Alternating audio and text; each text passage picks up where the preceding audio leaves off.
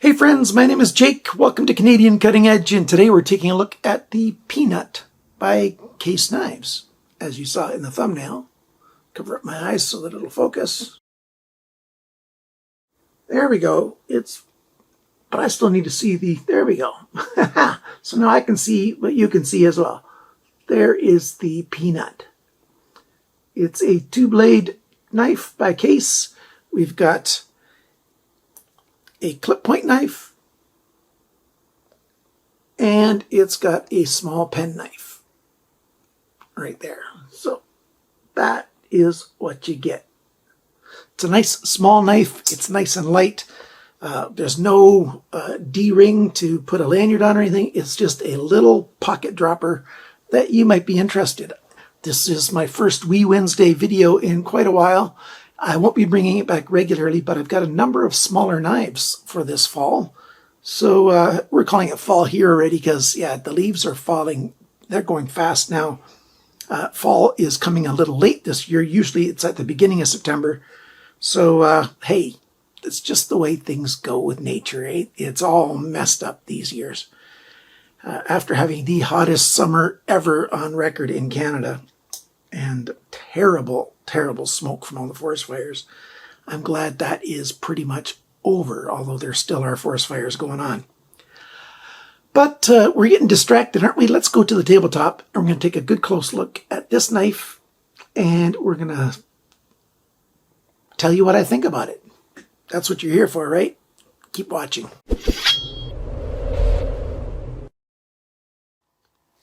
All right. I often start off my videos with a size comparison. Those of you who've been watching my channel for a long time know that there's a small knife that I am head over heels with, and that is the Sanrenmu 7010. And I've got one right here. I've taken the pocket clip off of this one. I carry this one around in a leather sleeve or slip, whatever you want to call it. And take a look at that. That is looking huge on the screen compared to the knife that we're looking at today. And this is a fairly small knife. It's just barely sub 3-inch, and it's small and thin, and it's a small knife. Certainly not wee knife size, but it's a small folder. And this knife that we're looking at today, in comparison, is pretty small. If you've never heard of the 7010, go watch my videos on it. They're a whole lot older. The video quality is a whole lot lower, but you'll get a good idea of these knives if you watch those videos. This knife, it is officially model 50714. You can get the Peanut in a number of different handle materials. Bone, G10 now, synthetic materials, all kinds of different materials that you can get it in, and different price points for what it is.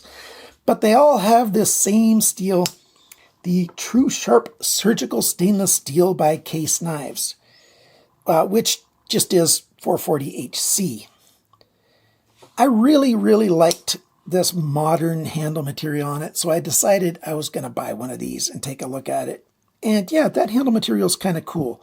What we have is G10 that's green, and carbon fiber that is woven. So the G10 and carbon fiber fibers were woven together to create this handle material, and I really like it.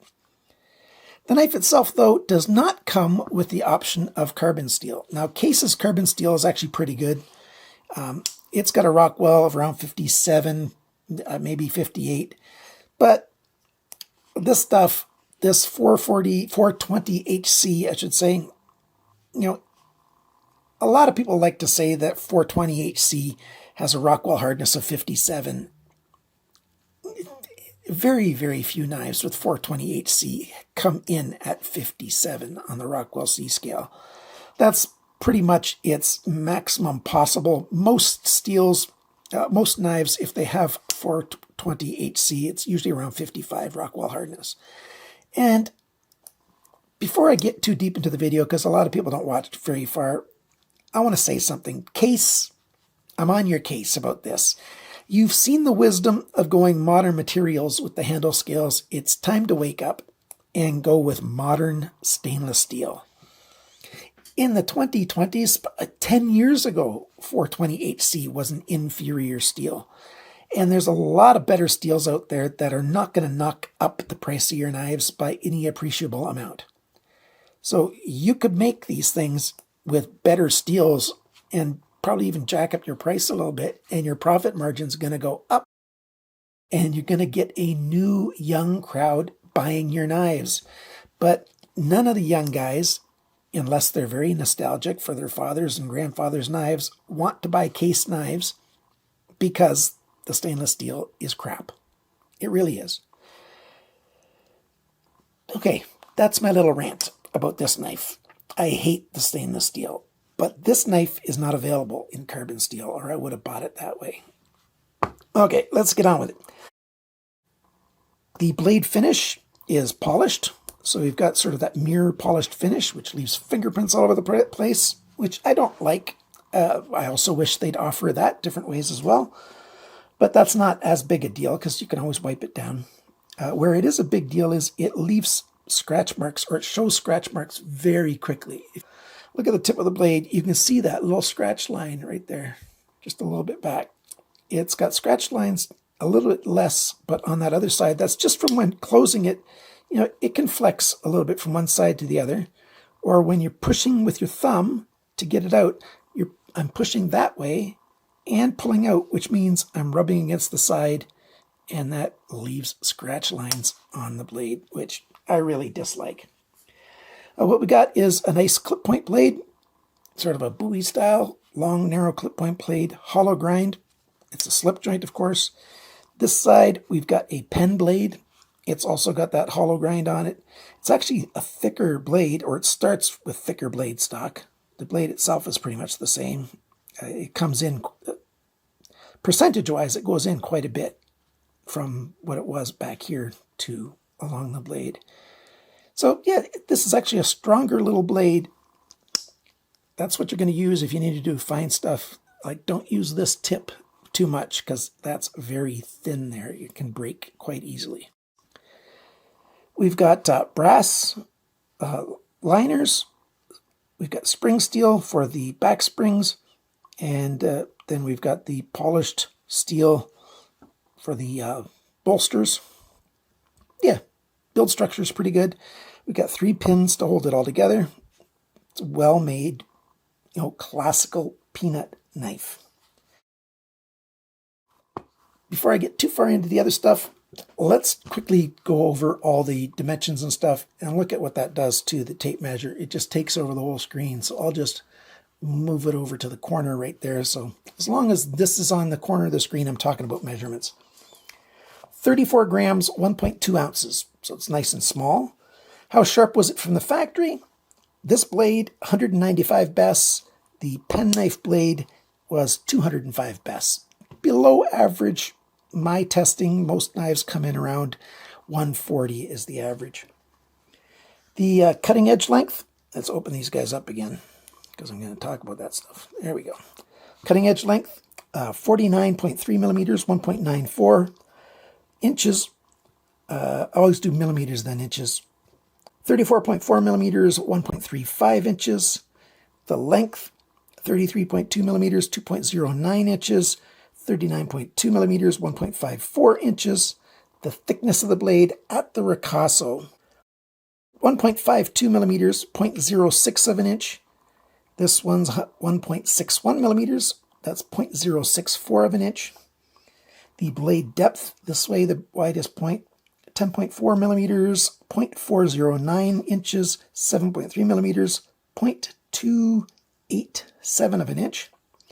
How thick is it behind the grind? 0.29 millimeters, 11 thousandths of an inch. This one's 0.49 millimeters, 19.5 thousandths of an inch. Yeah, thicker, stronger blade. The grind angles on this guy, 23.8 degrees and 24.9 degrees. There's a little bit of variability, but not too bad. But see, it's a little bit too blunt of an edge. I'd like it having a shallower apex on there. This guy is about 19.3 degrees, and this side's 19.3 degrees, this side's 25.7 degrees, so the same problem, a little too blunt. I'd like it a little shallower angles. The handle length is 71.7 millimeters, 2.82 of an inch.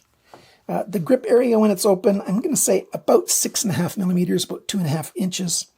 The thickness of the handle, 9.45 millimeters, 0.372 of an inch. The handle depth, that's with the blades out. The widest point is right there, 11.6 millimeters, 0.457. And when the knife is closed, the widest point's right there, 16.2 millimeters, 0.638 of an inch. And the longest length of the knife that you can get when the blade is deployed, 134.4 millimeters, 4.86 of an inch. So that's a lot of specs. Take whichever ones you think apply to you, and there you go. How much does this knife cost? I got mine from White Mountain Knives, and they're listed there at $56.99. With coupon code CCE, you save 10%. That brings it down to $51.29 American, which is about $65 Canadian. These slip joint knives have zero problem getting into Canada, so if you buy one of these knives from a store in the United States, it will get into Canada. And White Mountain Knives is my favorite place to shop, in part because their shipping is less than what the actual shipping costs. They don't charge you the full charge of the shipping costs. If you're in the United States, you get free shipping. And Canadians get shipping that's, for lack of a better word, it's subsidized by White Mountain Knives. So, my thoughts on this knife. I like the materials for the handle. It looks nice. It feels nice in hand. It's got a cool look on it. They've got this same G10, green G10 with the woven carbon fiber on, I think, 6 or 7 of their knives. Of course, this is the smallest one. I got the smallest one because that's the lowest price, and I really like small knives. So I like this. This thing's small enough to take on a domestic flight in Canada. Or if you're flying from Canada to Mexico, you could take this thing on the plane and you'd have zero problems, unless the plane lands in the United States for one of the legs. Then no. Americans know all too well that you're not allowed to have any knives on planes. Well, in Canada, the law allows for knives as long as the blade is less than 6 centimeters long. That's about 2¼ inches. So yeah, we can carry a knife around with a 2¼ inch blade in an airport, on a plane, no problem. I hope you're jealous. What do I dislike about this knife? Well, I already talked about it. The blade steel. It's just not a good blade steel. I do like the knife though. It's very handy for minor EDC tasks. Most of the tasks that I face in a given week, this knife could handle it. It's just the truth of the matter. So it does have a place in actual use for somebody to carry if you want a knife like this. Except for the fact that the steel's cheap. I don't like the grind angles. They didn't grind them very well. I will sharpen it up nicer. I'll use my TS Prof Blitz. That's got really nice fine little clamps. That's great for doing small blades, although it can handle big blades too. But any standard folding knife it can handle, but it's really good for these little blades. I will sharpen it up nicely, but with 420 HC, I'm probably going to just do it 20 degrees per side, but I'm going to give it a really nice edge. The sharpness choil on these.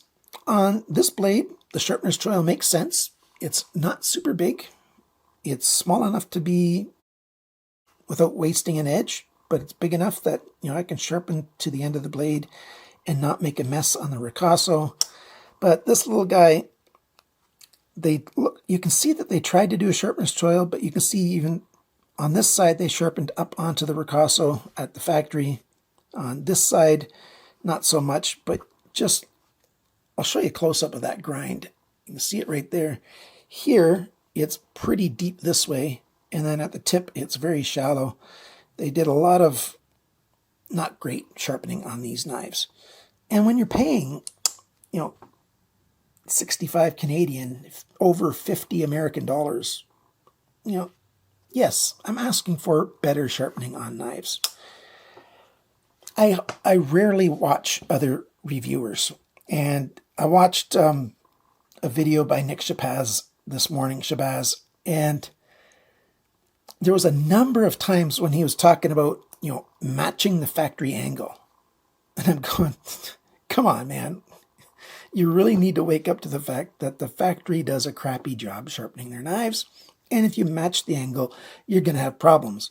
And then later on that video, he admitted, because he was sharpening on that video, that the grind angle on that knife was varying along the length of the knife. Every single knife I've reviewed, the grind angle varies at least a bit. And most of them is over 2 degrees variability along the length of the blade. And often it's more than 4 degrees variability along the length. And one side to the other side almost never matches. That's very, very rare for one side to match with the other side. Yes, I'm in the context of budget knives, but some of the knives that I'm talking about are worth over $100, and you still have the same problems. So for sharpening, yeah, you're going to want to resharpen this knife after it's lost its edge, which won't take that long.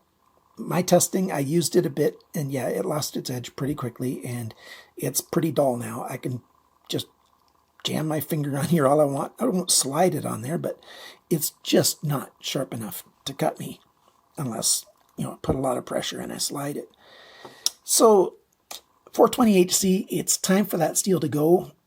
Case, it's time to offer your knives with better steels. Even if you just go to another old school steel 440C, that at least gets to a Rockwell 5758, which is a significant difference. So hopefully Case wakes up soon and realizes that their bottom line depends on them not just upgrading their handles to modern materials, but upgrading their blades to modern materials as well. So there you go. Thanks for watching my video. Thanks for sharing my video with your friends. Thanks for clicking that like button, clicking that bell so you're notified of my videos. Thanks to my Patreon supporters. I've got more Patreon supporters now than I've ever had, and I've got a good little handful of YouTube supporters as well.